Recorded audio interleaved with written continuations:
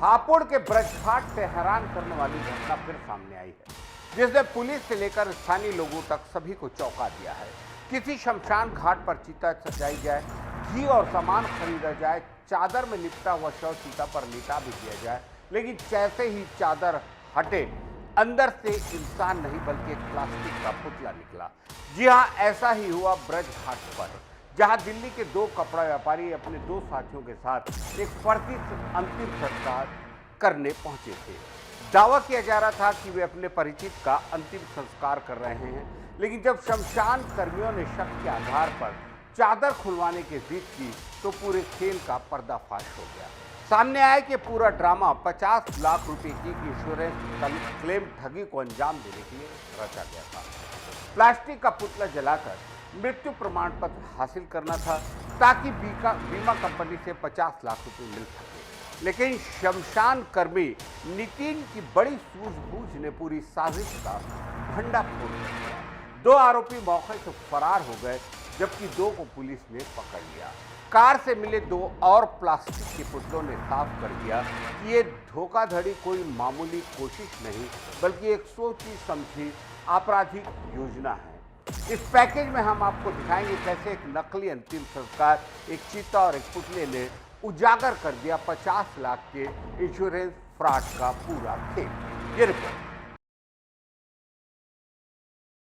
हापुड़ के ब्रजघाट से कैसी सनसनीखेज घटना सामने आई है, जिसने न सिर्फ पुलिस को हैरान कर दिया बल्कि पूरे इलाके में चर्चा का विषय बन गई। मामला एक ऐसे फर्जी अंतिम संस्कार का है जिसमें 4 युवक एक कार से एक कथित शव लेकर शमशान पहुंचे। उन्होंने बाकायदा चिता सजवाई, घी और अंतिम संस्कार का सामान खरीदा और चादर में लिपटी एक लाश को चिता पर लेटा दिया। लेकिन जैसे ही घाट पर काम करने वालों को शक हुआ, कहानी ने ऐसा मोड़ लिया जिसे सुनकर कोई भी अवाक रह जाए। चादर हटाई गई तो अंदर से इंसानी शव नहीं बल्कि प्लास्टिक का पुतला निकला। इस खुलासे ने वहां मौजूद लोगों को सन्न कर दिया। घटना हापुड़ जिले के गढ़मुक्तेश्वर थाना क्षेत्र के ब्रजघाट की है, जहां गुरुवार दोपहर HR नंबर की I-20 कार घाट पर पहुंची।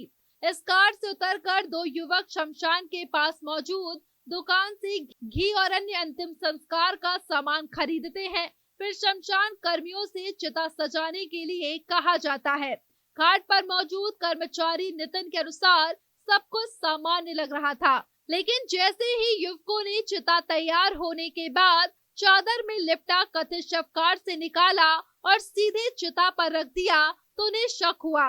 नितिन का कहना है कि उन्होंने कई बार शव की चादर खोलकर देखने की बात कही, लेकिन कार से आए युवक टालम टोल करने लगे और तर्क देने लगे कि शव का चेहरा खोलना अशुभ होता है। बहस बढ़ी तो नितिन ने दबाव डाला, जिसके बाद आखिरकार चादर हटाई गई और जैसे ही चादर उठी, एक बड़ा प्लास्टिक का मैनिक्विन यानी पुतला दिखाई दिया। मौके पर मौजूद लोगों ने तुरंत पुलिस को बुलाया। इसके पहले कि पुलिस आती, 4 में से 2 युवक वहां से भाग निकले, जबकि 2 लोगों को नितिन और स्थानीय लोगों ने पकड़कर पुलिस के हवाले कर दिया। जब पुलिस ने कार की तलाशी ली तो एक और चौंकाने वाली जानकारी सामने आई। कार में 2 और प्लास्टिक के पुतले मिले।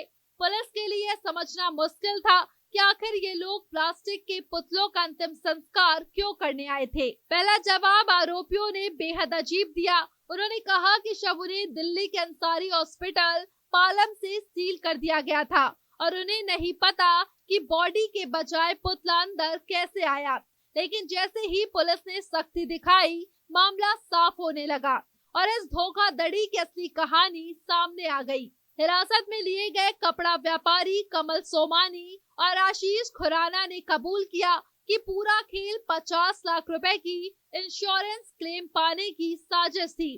कमल सोमानी पर 50 लाख का कर्ज था और वह लंबे समय से इससे निकलने की कोशिश कर रहा था। उसने बताया कि उसने अपने जानने वाले अंशुल, जो कुछ समय उसके दुकान में काम करता था, उसका आधार कार्ड और पैन कार्ड अपने पास ले लिया था और उसके नाम पर टाटा AIA का इंश्योरेंस करवाया था।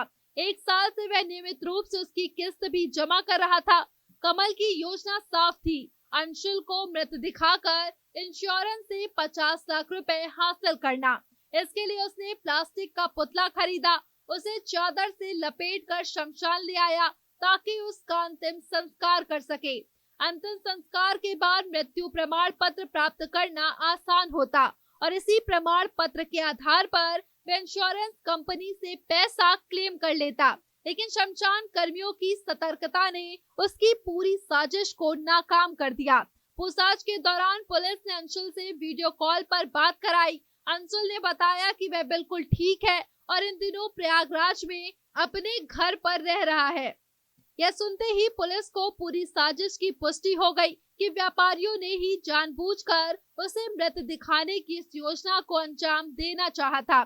कोतवाली प्रभारी निरीक्षक मनोज बलियान ने बताया कि दोनों आरोपियों से गहराई से पूछताछ की जा रही है और हर एंगल से मामले की जांच की जा रही है। उनके फरार साथियों की तलाश की जा रही है और कार से मिले पुतलों के जरिए इस धोखाधड़ी की योजना कितने दिनों से चल रही थी, इसकी भी जांच जारी है।